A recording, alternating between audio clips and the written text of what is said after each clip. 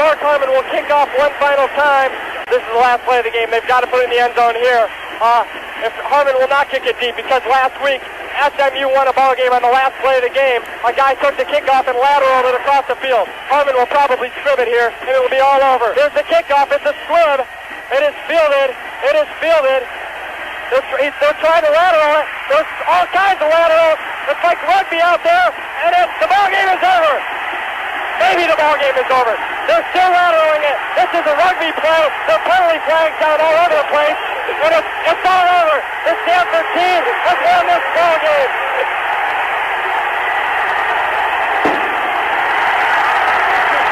This game, however, Cal thinks that they have a touchdown. They took it all the way in the end zone. I can't believe nobody knows who has won this game. Cal thinks that they won. Cal thinks they won it. Stanford thinks they won it. Everyone is on the field. Cal just kept lateraling the ball all the way into the end zone. There were fumbles and there were penalty flags. It certainly appeared the Stanford band was on the field ready to tackle the Cal players. The Cal players are now coming back. There's a big meeting.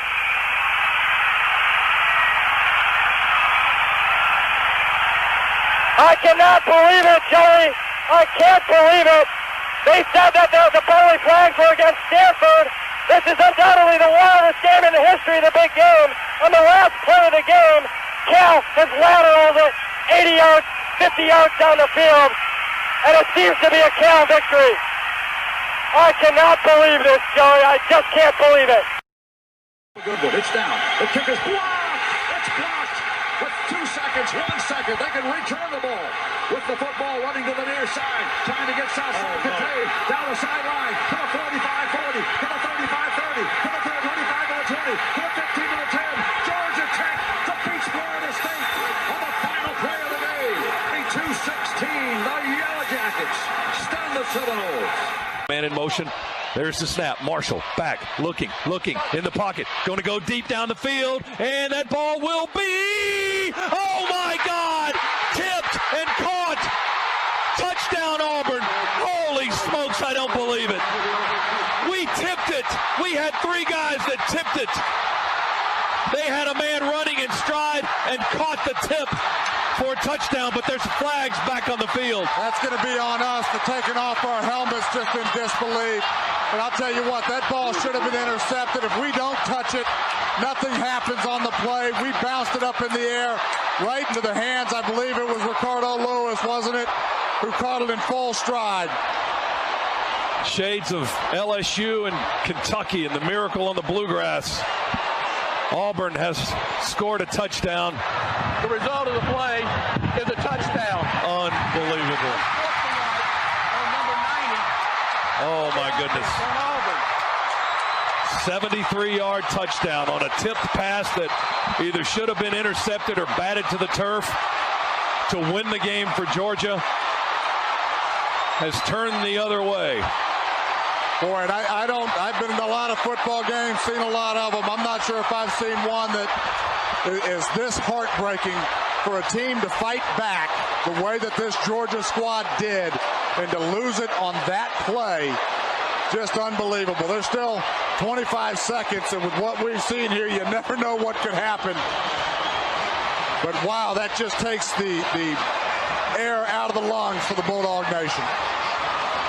Ricardo Lewis, 73-yard touchdown, and a fluke at best. 57 yards to win the Iron Bowl. Cody Mandel spots it. Kick on the way. It's got leg. It is sailing. It is short.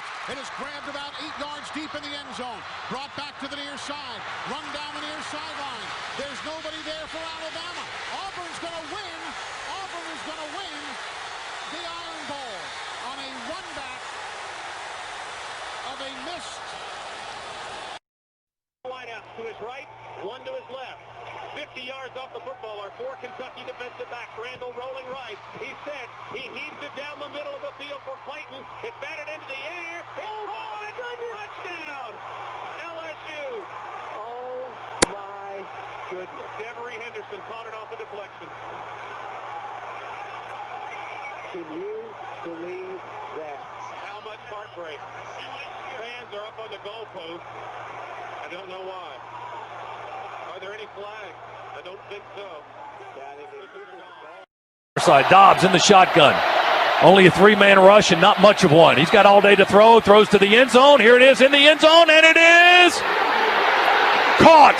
I don't believe it. Unbelievable. Caught. Touchdown. Tennessee wins.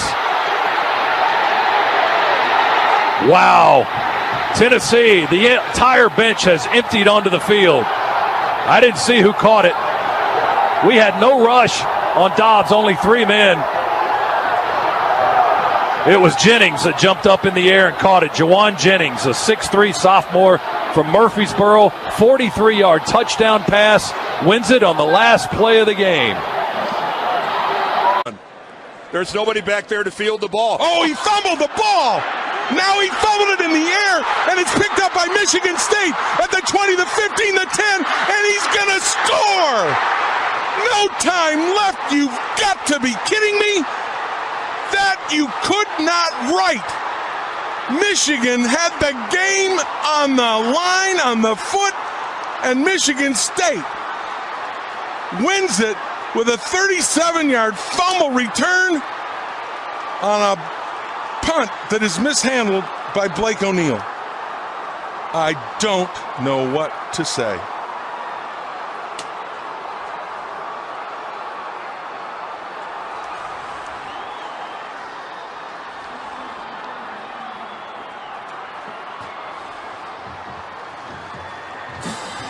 I am struggling to deal with what I just saw. Blake O'Neal mishandled the ball. He dropped the ball. All he had to do was fall on it. And instead, he tried to shovel it to whomever and flipped it right to Michigan State. I don't know whether Heartbreak actually covers that. I'm not sure I've ever been involved with a football game that ended like that. Like I said, I don't know that I've ever seen a football game just handed to the other team like that. Like I said, I don't know whether Heartbreak covers it. This stadium, every single person in here is just sitting here slack-jawed, not comprehending what we've just seen. Louisiana, we call it that boom. I'm from Louisiana. I'm from Louisiana. I'm from Louisiana. I'm from Louisiana. I'm from Louisiana. I'm from Louisiana. I'm from Louisiana. We